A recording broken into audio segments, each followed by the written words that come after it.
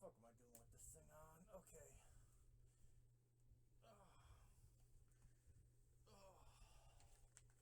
Okay. Now that that's out of the way, I'll explain the helmet thing later, but okay. Now, the reason why I'm kitted up like this is I'm going to be discussing some military history.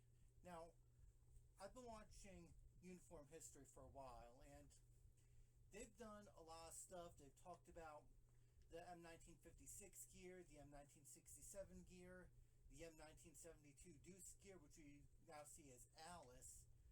I haven't seen them talk about the IIFS, or Integrated Individual Fighting System, which is its own separate gear thing that fell in with Alice. But let's talk M.O.L.L.E, the Modular Lightweight Load Carrying Equipment, which has been part of the United States military since the late 90s, well into the GWA. And the ironic thing is that America reinvented Christmas for the entire world when they did Night Before Christmas, and again we reinvented tactical gear for the entire world when we came out with the M.O.L.L.E system. Now, I got all this set up here to demonstrate what I'm talking about as far as my gear setup. But before I jump into all of this, let's have a word from our friends and sponsors over at Acid Tactical. We'll be back right after this.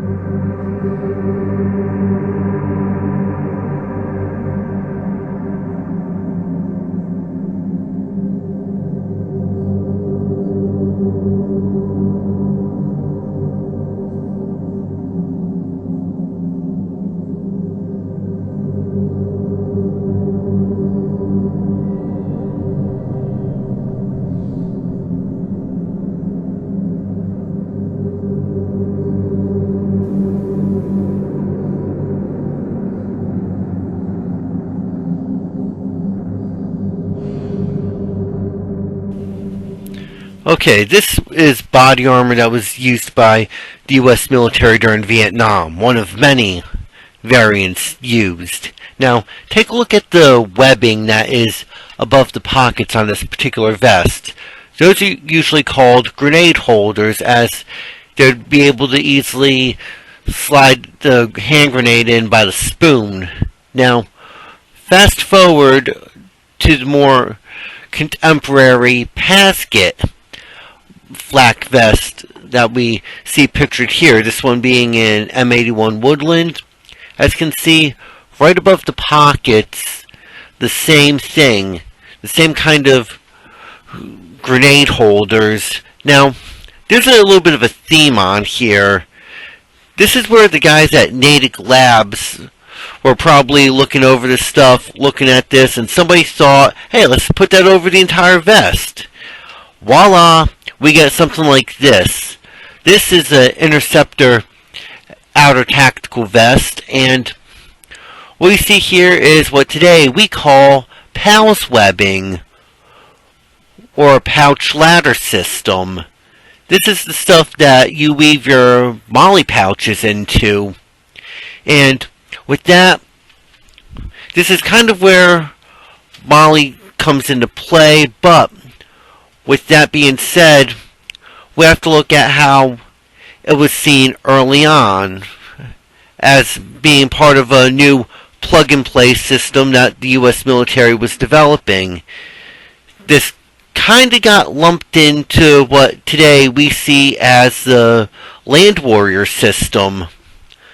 And for all of us that are just joining into the whole military history deal, this particular part of history, the 90s and early 2000s, we began seeing a lot of evolution and changes. We're seeing the introduction of the ACH and Mitch helmets, as well as the lightweight version of the Pasket helmet used by the Marine Corps. But this is primarily an Army initiative, with Land Warrior being as it is. the whole idea was battlefield integration, being able to use a little eyepiece, a small computer, but by today's standards, being as of this video 2026, it is very primitive, but this is pretty much how the public got introduced to the M.O.L.L.E system in a way, because we see it being shown on what is to be the cutting edge of modern combat, being what was the modern land warrior concept. And with that, it could fall in line with a lot of larger plug-and-play concept for commanders to tailor the gear for the troops, though strip down all the tech and we get what today is the modern M.O.L.L.E system. Okay, now hopefully that little video piece was not as dull or as drawn out as I fear it would be. Hopefully it was pretty good. Now, before we keep this thing going, as far as full disclosure, legal protections, and stuff like that, most of the pouches, I should say, on these gear rigs are going to be from Modern Combat Sports. No, I'm not a brand ambassador. No, they're not paying me for this stuff. I just buy their stuff because I think it's badass. If you want gear like that, check out mcs.com. I will put a link in the description to this video for all those that are interested. Other than that, all the platforms for the most part are going to be U.S. military issue. I am not a vet. I'm not military. As I said, I like the aesthetic for tactical paintball, so that's why I wear it like that. I wear my team patches, though I also integrate like U.S. Army sometimes, but other than that, that's purely aesthetic reasons. I'm not advertising that I'm Army. So with those legal protections out of the way, now keep in mind, there are some problems with both the ALICE system and the IIFS system. One problem was that the suspenders for the web gear part were considered too thick, and that problem was magnified with the IIFS, particularly the LBV 88s. So there was that issue, but the most glaring problem with the older gear, which facilitated justification for new gear, was with these clips. Now, this is a ALICE magazine pouch. We all know about it. I've talked about ALICE gear ad nauseum sometimes with some of my gear videos, but the real problem was these clips. As you can see, it's got these little things right here that's sticking up. Now, wearing this tight to the body when you're in the field and you're in the prone position with it pressing up against you, they create hot spots or pressure points, and that could get a little bad. This can actually rub your skin raw. Skin breaks, you bleed, you get an infection. You can either get seriously ill or dead depending upon the severity of the infection. And under battlefield conditions, not exactly a good thing. So that was one of the main justifications to phase out the ALICE gear and go with something that was more of a plug-and-play system like I mentioned earlier. Now, that being said, let's discuss a little bit on the fighting load carrier. This was essentially the second iteration of this, as there was actually a prototype of the fighting load carrier that actually had a separate battle belt attached to the vest. Let me pull up a picture of that one. Okay, I kinda lied on showing pictures. This is going to be a little bit of a rundown. Pictured here is pretty much a diagram of what the M.O.L.L.E 1 system was. This is everything that was the original inception to M.O.L.L.E. As you see the vest in the top there, how it's set up, and underneath it you see the battle belt that was going to attach to that vest. Let me pull up a better picture of the vest itself. Now, as you see here, this was the fighting load carrier as it was originally designed.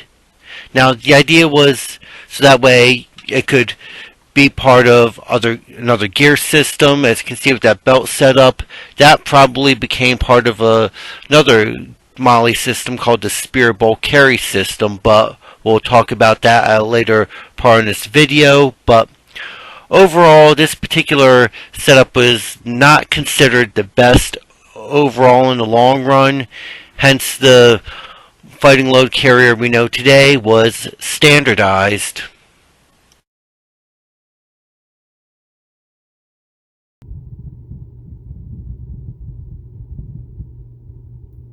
Yeah, as you can see, that particular configuration was not exactly the best as far as overall gear design and stuff like that. Some people probably didn't like it because it was uncomfortable, whatever. Now, that being said, the other vest that came out of the early M.O.L.L.E gear that was coming about in the late 90s to just before 9/11 would be the M.O.L.L.E 2 Medic Vest. Now, I've talked about this vest to great length. I did a full scale review on that one, as I did with the FLC. I'll put links in the description to the video, or I'll figure out where I could put it here in the annotation or one of those pop-up things for this video. So there is that. But long story short, this was short-lived for the LBV 88, as this M.O.L.E 2 vest, or should I say the M.O.L.E 2 Medic Vest, was the last hurrah for the LBV 88 series. But as you can see, it's set up here on this Interceptor vest as it would have been for anybody that was going into early Afghanistan post 9/11 or the early days of the Iraq War. That, or they would just take the LBV 88 vests from storage and use them with the Interceptor, as they would do the same with the Alice gear. But keep this in mind, it was a slow rollout for this stuff, and when this stuff was getting rolled out too, the Army 75th Ranger Regiment also had the Ranger Rack system. So let me pop up a picture and explain that one right quick.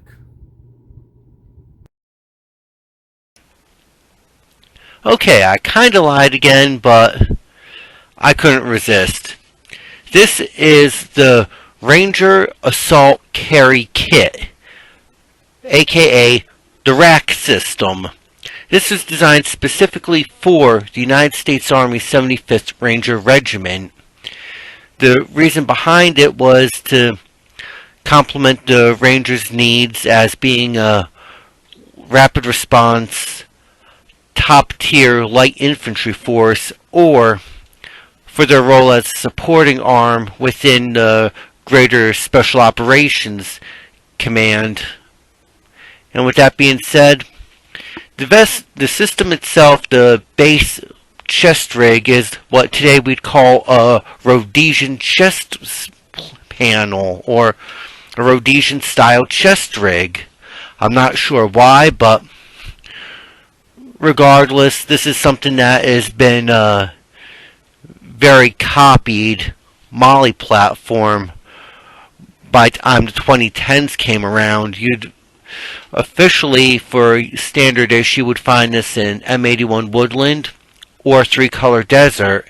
However, companies like Black Hawk Industries, Eagle Industries, and many others will take this basic chest rig concept and they'll turn it out in multiple colors, multiple patterns, because this was a very popular chest rig idea, with aftermarket variants of this having the ability to put in a front SAPI plate even, or to be integrated into body armor.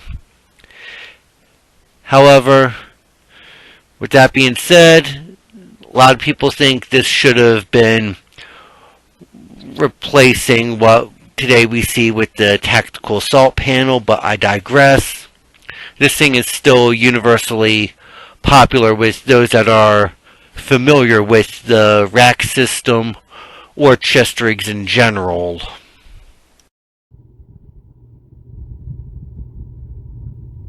Okay, you get the idea for the Ranger rack system. Now, as far as mainline infantry units go, the Flick was it by the time 2004 rolled around. However, there was some of the stuff in the forces by 02, 03. We just secured Afghanistan. We're getting ready to go into Iraq. Now, this vest overall is pretty comfortable. It's flexible, modular for what's needed for the day. You got 2 buckles, open, close, internal pockets, whole 9 on that one. The back was made to be very breathable, so that way it would be good to use as a standalone platform or with body armor. Now, as you can see, I got Alice canteen pouches on here. Now, these were not exactly the best for doing anything. Alice clips don't integrate well with the M.O.L.L.E PALS webbing, so there was a stopgap solution for that, which would be this. This is the Alice to M.O.L.L.E adapter. Now, I've screwed around with this for years. I've screwed around with it for use as standalone gear. I've used it for adding different things. I've experimented with it on and off over the years, but overall, this is designed to allow your M.O.L.L.E gear or to make your older Alice pouches M.O.L.L.E compliant. You take one of these, you throw it on the PALS webbing, you throw this on here. Basically, in a nutshell, this actually helped extend the life of your older Alice kit, so that way, as an infantry soldier, you had a wide range of gear to work with, and because we were still dishing out the Alice gear to a newly liberated Iraqi army, as well as when we were propping up the Afghan National Army post-Taliban, stuff like this was still in the inventory, still usable. As you can see, put the Alice clips in, popped it on. Now this pouch is now M.O.L.L.E compliant. So, that being said, this worked, though it was more of a stopgap measure. Now, there is other gear in the inventory as we move on. There's also a second iteration of the fighting load carrier. So, let me prep that one and we'll explain it from there. A few moments later. Okay, now switched over. We're now getting into more of a transitional phase, but before we get into explaining some of this stuff, there was another gear system I forgot to mention called the Spear Bulk System, which was developed by the guys at Safariland. Now, you guys know I'm a gun guy, and for a lot of my friends out there that are gun guys, we all know Safariland makes some cool shooting accessories, especially holsters. Now, they did get into the load-bearing kit market and tactical gear market for a hot minute when it came down to the Spear system, which was developed for special forces teams. So let me pop up some pictures and a fast rundown of that particular abomination.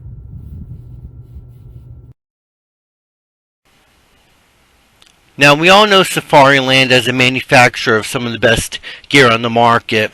Without a doubt, a lot of their holsters have found a lot of support among military and law enforcement, but their foray into more tactical gear has been a little questionable at best. This is namely from their entire load-bearing gear system that they came out with called the Spear Bulk System. Now, it's supposed to be an acronym for Special Operations Personal Assault Equipment Rack or something like that, and it consisted of a web kit system that you could turn to a regular load-bearing harness or into a modular load-bearing vest.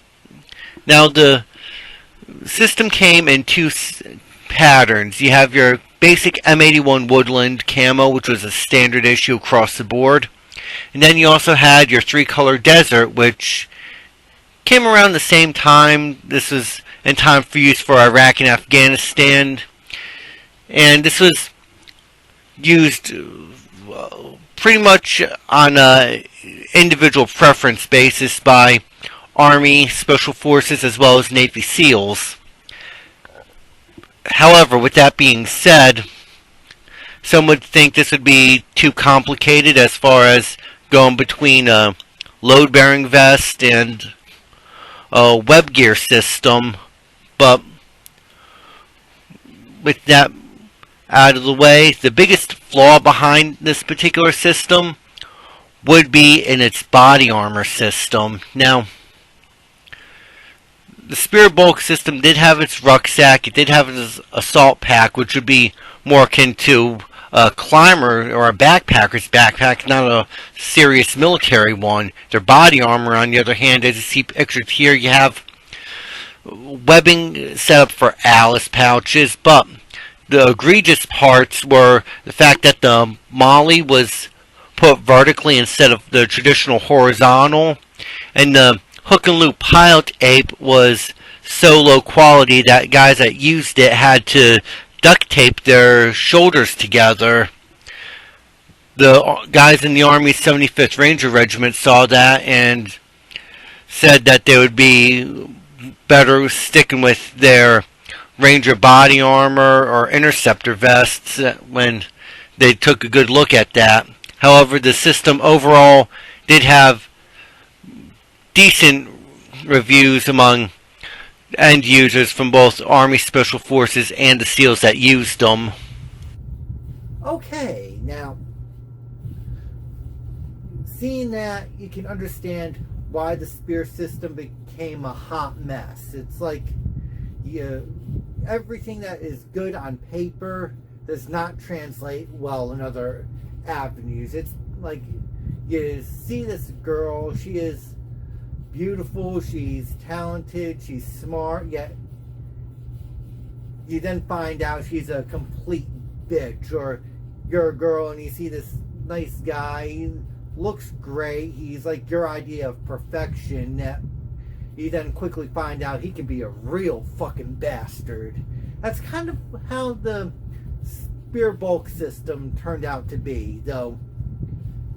With that being said, let's move on. Now, keep in mind, I swapped over to the ABUs, and there's a reason behind this, so bear with me on this one, but you've got the last iteration of the Fighting Load Carrier system. This one is differentiated by a front closed zipper, as you can see. Now, some guys would take this, they'd flip the belt around so that way they could don and doff it like a chest rig. Cool idea, not really my scene, but you also have these little tabs up here which guys would use to pop on D-rings for various other items. Flipping it over, not much to see. This was very much the final iteration of the Fighting Load Carrier. This one's set up the same way as the other one was, give or take a couple other features.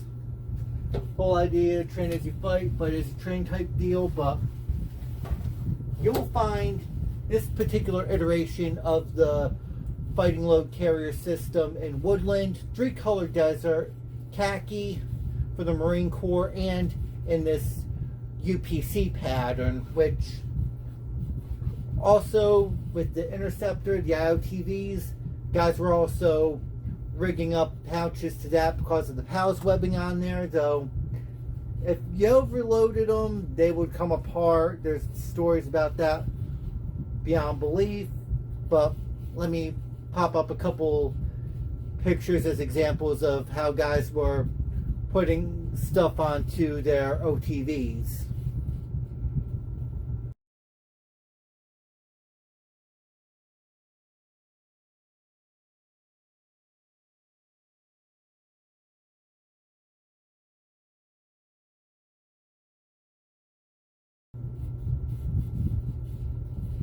Okay, that's out of the way. As you can see, some guys were loading that crap up like crazy, and I could definitely say that I like the idea, but at the end of the day, it's like you really want to have more plug and play options instead of having everything on one set. It's like you can have your deuce gear and you can drop your deuce gear and keep your body armor if you need it. That's pretty much the cool idea about it. But this stuff, there's also the flip over for the other piece. Now, this is where I would think the Air Force got something right, because even though I'm talking about this being like more the transitional period for the military, because they're going from woodland and desert to MARPAT, ACUs, ABUs, NWUs, and stuff like that.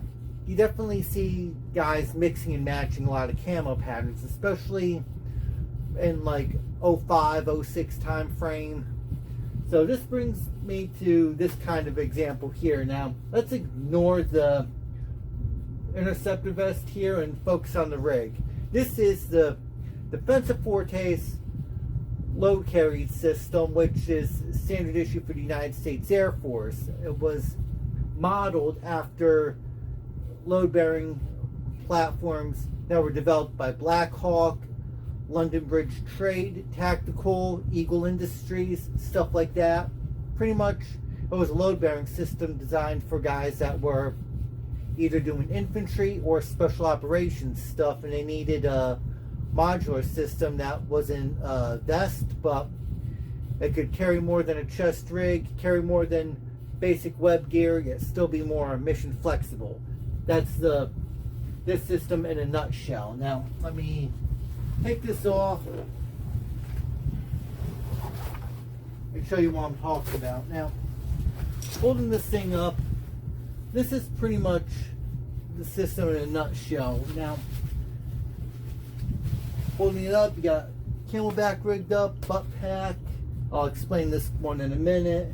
Fully loaded, ready to go into battle. Now,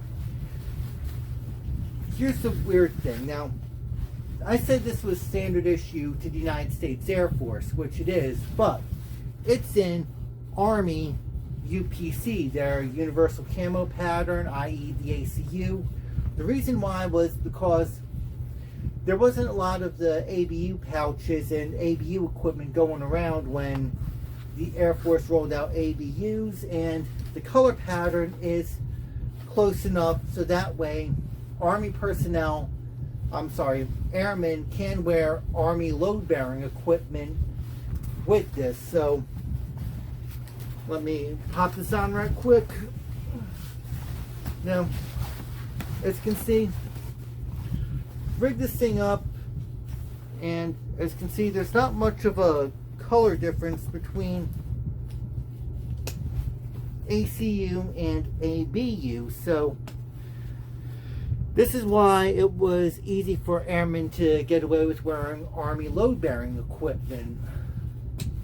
And I would say, as a future reference, maybe something like this would be the best thing for future load-bearing equipment for the infantry overall. So only time will tell on that one. But that being said, let's look at some M.O.L.L.E accessories and some M.O.L.E pouches, and we can see more of a evolution on that one.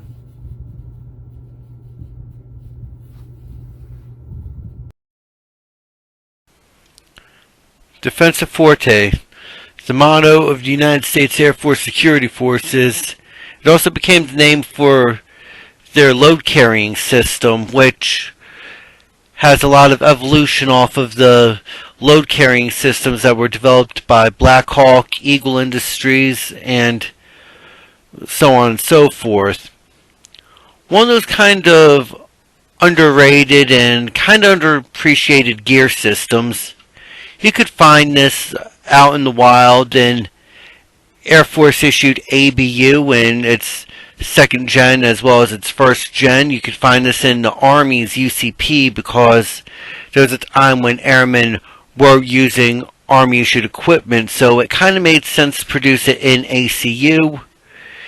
And we're finding a newer generation of the Gen 2 version of this system out on the market, not in just the ABU pattern, but also in the new operational camouflage pattern as pictured here. Now, personally, I think this should have been the next gen web gear for the military, but hey, what do I know, right?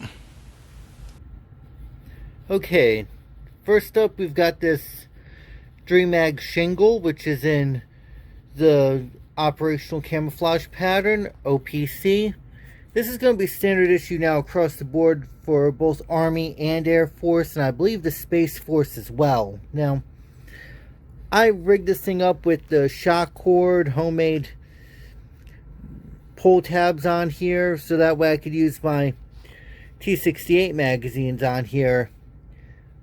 Great idea. Bad thing, I can only hold 2 instead of 3 magazines in here. As you can see, you got the little Velcro add-ons here to use with 30 round Stanag mags. These are good, but definitely a thing to be wary of if you're doing this for paintball only. However, if you're doing this for airsoft or real steel shooting, these will not be too bad as far as gear goes. Okay, a basic M.O.L.L.E magazine pouch. This one is more modeled after the magazine pouches you'd find on the LBV-88 tactical load bearing vest. This is an airsoft knockoff, but this is a good approximation of what the standard issue pouches would look like, though you can find training videos. I'm sure I'm going to put a video in the article for this one, but this pouch can only hold 2 30 round Stanag mags for your AR platform and hold, well, this one is incapable of holding a 100 round paintball pod unless you want to do some very serious modifications to it.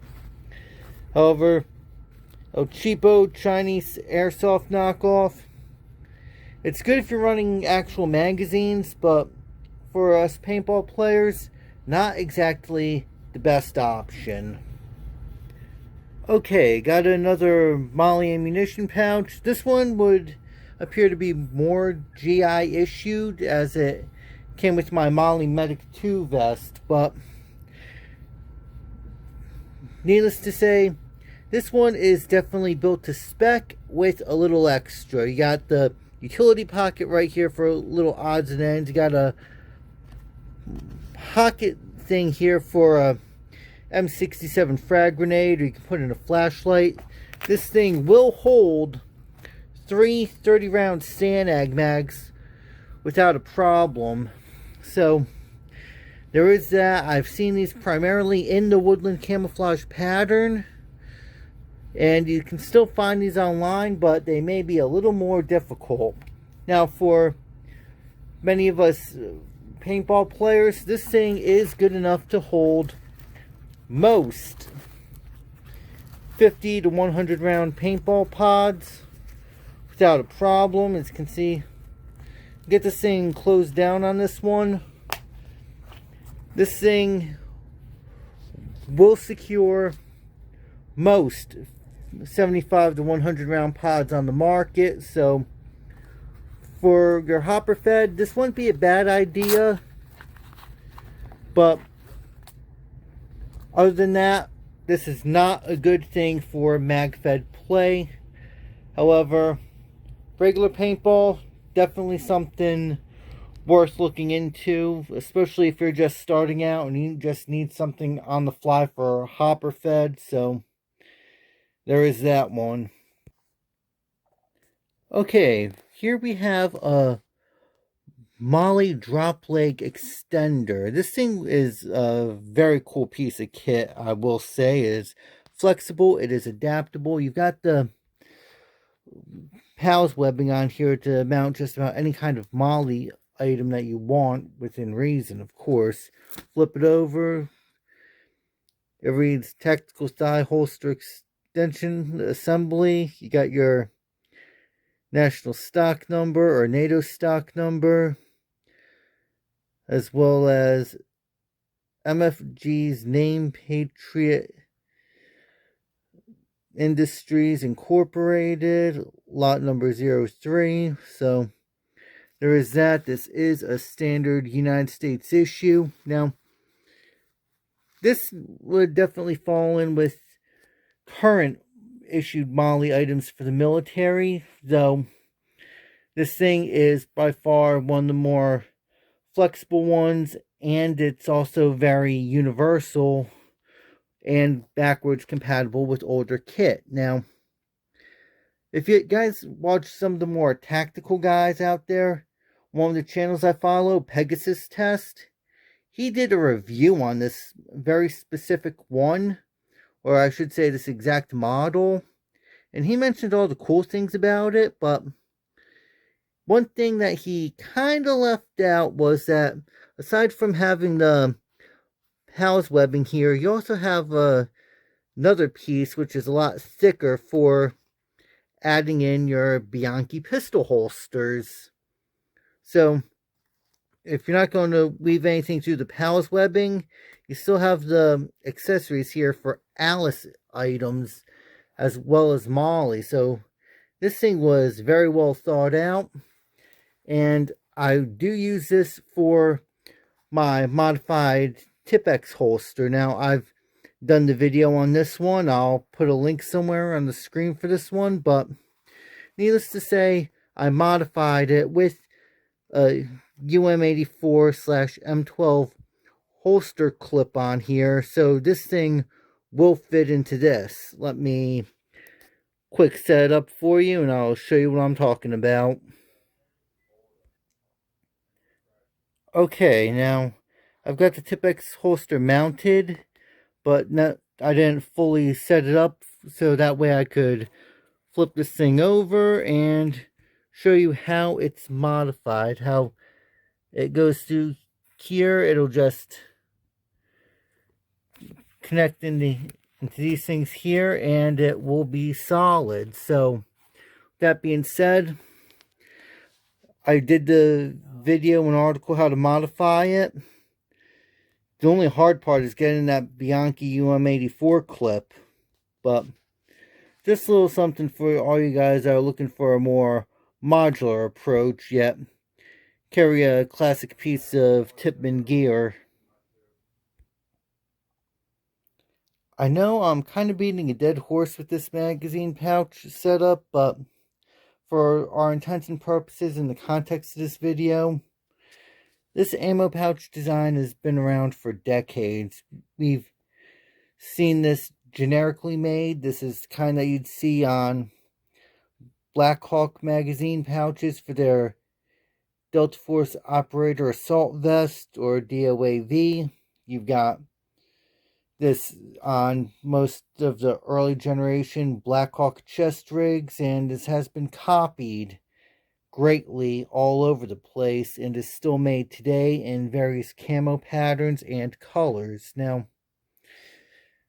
this, as far as real world stuff goes, this thing will hold either 3 30-round Stanag mags or 2 30-round Kalashnikov pattern magazines. However, for the intents and purposes of tactical paintball, you can hold any 100-round pod in here. Well, any 75 to 100 round pod in here can fit that, or you can hold two 20 round 68 caliber magazines in here. This particular pouch offers great flexibility in that regard, and these kind of pouches were around in the early days of the M.O.L.L.E program, and you will find these on occasion with American forces during the 03 invasion of Iraq. Okay, next we have a U.S. military issue medical pouch. Flip this over, you'll see that this is modular lightweight load carrying equipment, M.O.L.L.E 2 medical pouch. You got a national or NATO stock number, contract number, no lot number specified, and who its manufacturer was. Now, this is the one that came out with the initial setup for the M.O.L.L.E equipment as we know it now, back in the early days, like late 90s, early 2000s. Pretty much it's a zipper pouch. You got a little flap here. Don't know what this thing is for. Probably so that way a medic could mark it with whatever it is, like bleeder, airway, burn, whatever. Two-way, decent zipper. This is kind of stuff that you can actually put one of these older generation insert cases for the older first aid kits. You can just slide this thing in here, and it would fit fairly well. Though I know because this is a zipper pouch that some guys would just stuff this thing full of bandages or whatever equipment they need for a particular medical matter, but this is an option for carrying medical gear. Okay, now fast forward. This would be your medium-sized utility pouch. This one is made by Modern Combat Sports, and open it up. Yeah, this is really a nice general purpose pouch when you think about it. Nice size room here. It's got the plastic hard points along the side, so this would, if you're running airsoft or you're running real steel guns, this would be used for a 100 round nutsack of 5.56, but as a general purpose pouch, you can also put one of these IFAK inserts in here, and it'll fit this thing pretty well, almost swallowing it, so you can toss in a tourniquet or two on top of it, close it up, you're ready to go. So this thing will also hold 75 to 100 round paintball pods without a problem, though depending upon the size of the pod you're running, you might want to consider different pods if you can't get this thing to close. But regardless, this particular pouch is a good general purpose. You can use this for most maintenance gear, most travel gear. Use this thing for a hygiene bag. Basically, this is a general purpose utility pouch that you can use for anything and everything, for on a bag, on your gear, whatever. Okay, we got here a M.O.L.L.E 2 canteen pouch. You will find this in a whole bunch of different patterns and colors. You could find this in M81 Woodland, 3-color Desert, UCP as seen here. You can find this in the new OCP, Coyote for the Marines. And depending upon where you look, you got aftermarket guys that will make this in OD, khaki, black. You'll find this in a wide range of different camouflage patterns. Modern Combat Sports makes something very similar to this, though you will find this from them in a multitude of colors and patterns. Now, this one is standard U.S. military issue. Flip it over. We've got the tag here. M.O.L.L.E 2 1-quart canteen / general purpose pouch. NATO stock number. Some other type of number. I'm not sure what that is. Lot number. This one is 024. And this was made by Specialty Defense. Now, this thing is definitely a solid utility pouch. Open it up.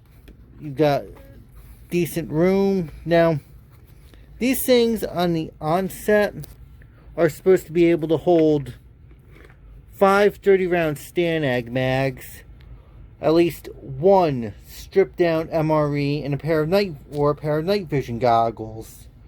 But being used as a canteen,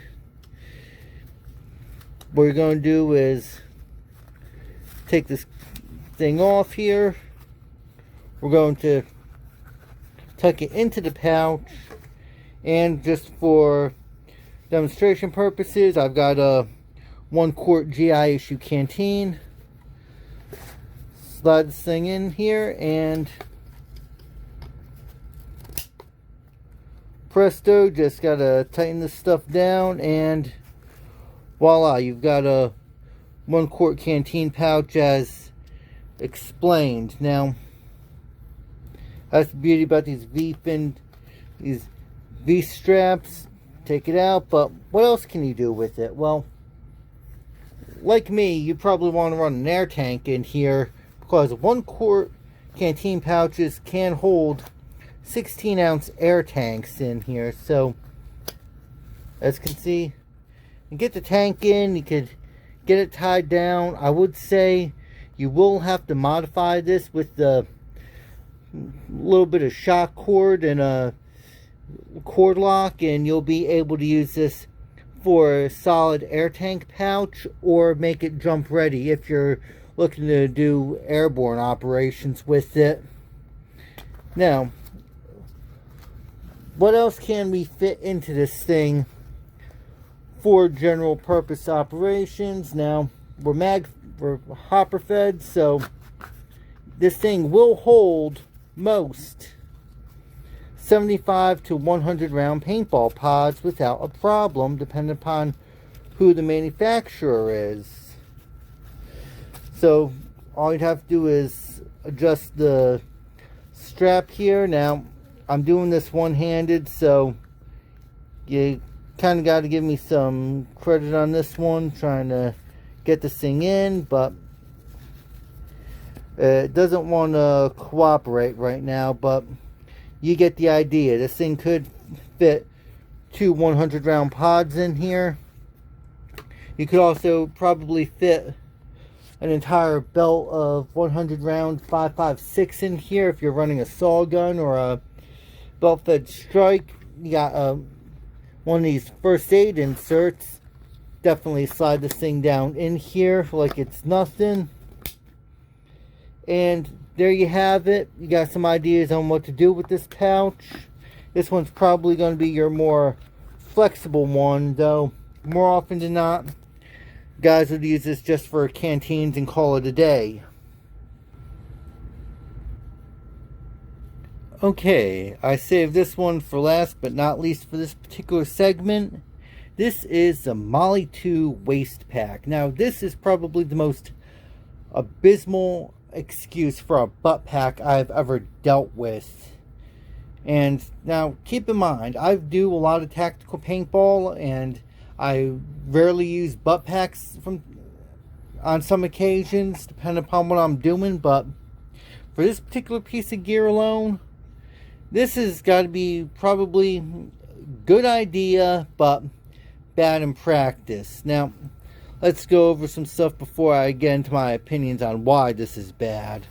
Flipping it over, you got your attachment points here to mount this thing on your FLCs, tactical vests. You can put this thing on backpacks, stuff like that. You also have the option to use this as a standalone belt. You can use this like a sling pack. You can use this like a fanny pack, whatever. So that's one of the cool things about it. It gives you that flexibility. You see other knockoff stuff like that with multiple pouches on it, and it's definitely for sale on Amazon, eBay for that one. This one, opening it up, I unzipped this earlier to see what we've got here. As you can see, it gets a little wider. You can put a lot of crap in here, but it doesn't hold everything you need. Now, as you can see, M.O.L.L.E 2, modular lightweight load carrying equipment, waist pack. You got your NATO stock number, lot number 1, specialty defense, care instructions. Now, the good thing about this is that it is good enough to be a low profile system.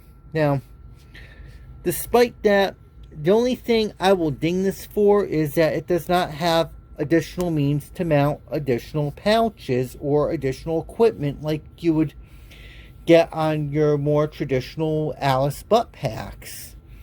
Even the butt packs that we were using in Vietnam had the webbing on the back. You could put a knee tool, you could put other canteen pouches, other mag pouches, or other accessories to really expand the capabilities of the butt pack. This is just one and done. You could just use it as is, as the waist belt deal. You can put it onto a pack, but you can't add more items on top of it to expand it. That's pretty much what kills a little pack like this, in my opinion. But needless to say, these things are still around. You can still find them in all the different patterns and colors that are out there. M81 Woodland being the hardest to find. You could find these things in 3-color desert. The cheapest ones are going to be these UPCs. You'll find this in OPC. They don't make this in ABU, sadly, for all you guys that are looking for something like that. But other than that, you'll find aftermarket ones in OCP, I believe. I'm not sure if they made this particular one for the operational camouflage pattern. Okay, a little bit of a full-on LARP here. Let me give her this carbine setup. Now,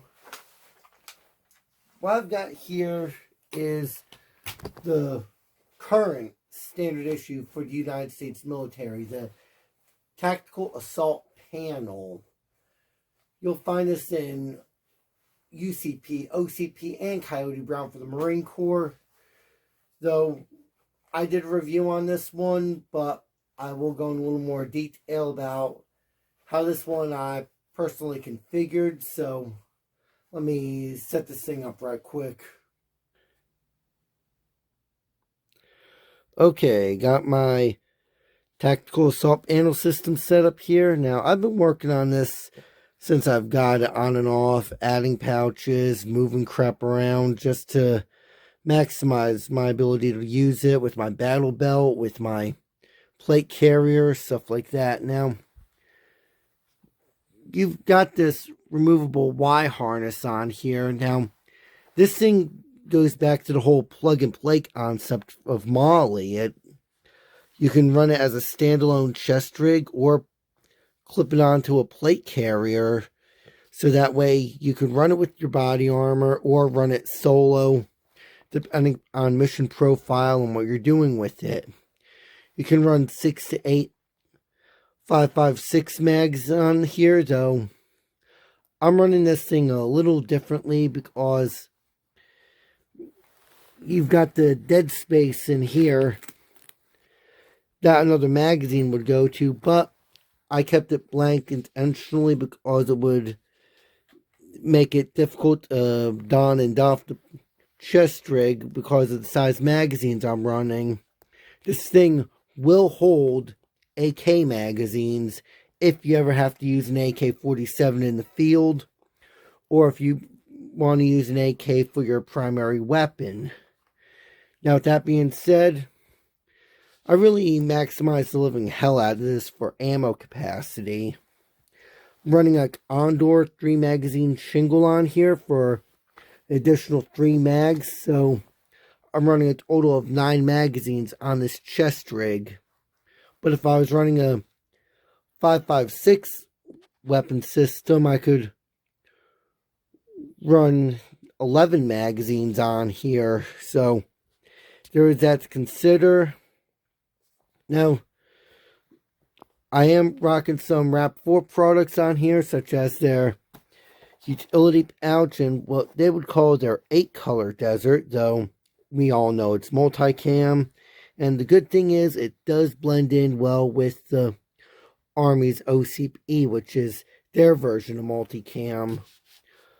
Other than that, this is the modern thing now for the U.S. military, especially on the infantry level, for Army, Marine Corps.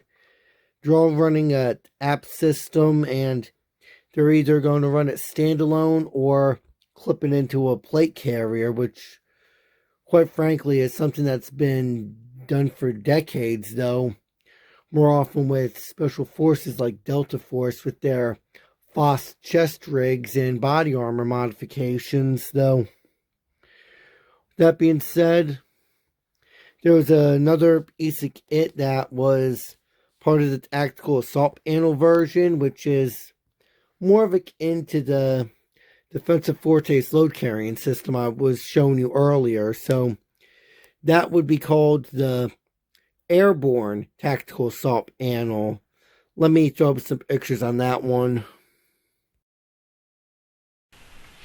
The Airborne Tactical Assault Panel is essentially a WebKit version of the TAP system. It was developed specifically for airborne infantry forces such as the 82nd Airborne, 173rd Airborne Brigade, or Army Rangers that are using it for airborne insertions. Now, that being said, this is kind of like a throwback and a reverse to going to web gear again, as the military used the Alice gear and other systems prior to that.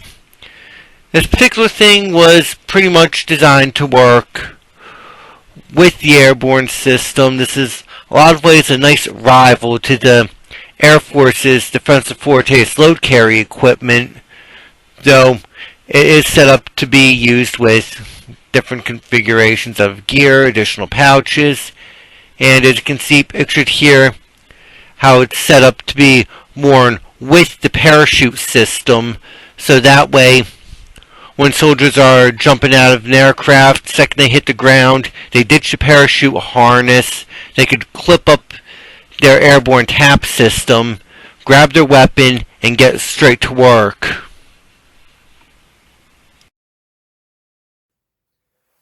Okay, you saw what the airborne app system looked like. Yeah, military's still kind of screwing around with that, thinking about going back to web gear, stuff like that, but overall, we're still seeing the plug and play concept. Even in the early days of GWAT, like let's say 2005, 2006, around those time frames, guys are still grabbing old Alice pistol belts and throwing pouches on them as needed or anything like that. So a lot of belt kit was beginning to evolve during GWAT when everything was beginning to be thrown onto a vest, thrown onto a plate carrier. We're now back to chest rigs and clipping that stuff in the body armor. Belt kit is also coming back for additional equipment, your tertiary kit, your sustainment kit. What I'm wearing right now is one I pieced together myself, a generic Cobra buckle belt, a Condor battle belt sleeve. I got pouches from Amazon, Rap 4, Condor. So the battle belt is beginning to make its way back into military circles to be like that additional piece for the concept of plug-and-play warfare. And in recent years, U.S. military has gotten on board with that officially now, with the sub-belts that are being issued to the United States Army and Marine Corps. Let me pull up some pictures on that one. This is the U.S. Army's Close Combat Belt. Now, as you can see from its design, it definitely took a lot of inspiration from the internal belt of the Fighting Load Carrier. This is definitely designed to be more in either standalone or in conjunction with the Tactical Assault Panel. However, my only real gripe with this particular setup, just by looking at it, is the X-harness design and how it seems more like a shoulder holster that connects only at 2 different points of the belt. The Marine Corps, on the other hand, may have had it a little more thought out with what we see here that's pictured. This is the United States Marine Corps sub-belt.